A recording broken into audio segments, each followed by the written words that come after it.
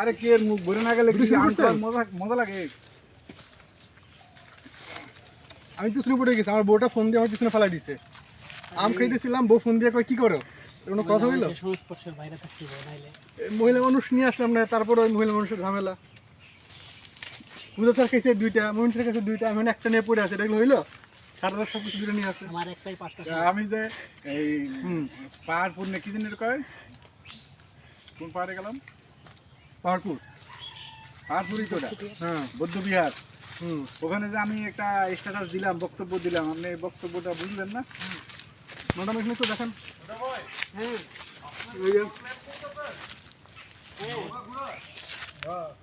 আমি আপনাকে একটা দুর্দান্ত রোড ম্যাপ করে দেবো, আপনি অলরেডি মানে কভার করে ফেলতে পারবেন। দুর্দান্ত তো সব জায়গা আছে।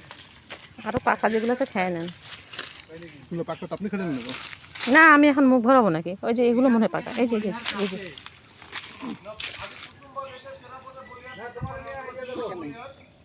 নেপাল নেপাল যাবো তোমার নিয়ে।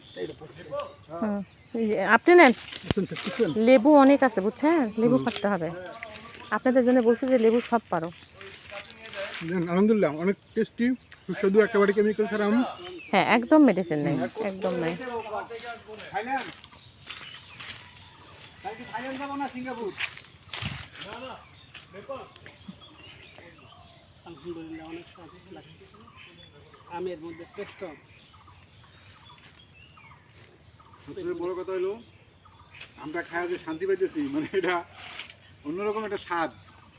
অন্যরকম স্বাদ, অন্যরকম মানে উন্নত গাছ থেকে পরিবেশ, পাশাপাশি একদম পায়রা। গাছ থেকে পায়রা, একেবারে ন্যাচারাল। হ্যাঁ, মানে ভেজাল মুক্ত, আমি খুব মজা করে ফরমালিন খাইতেছি। মুক্ত আম খাইলাম।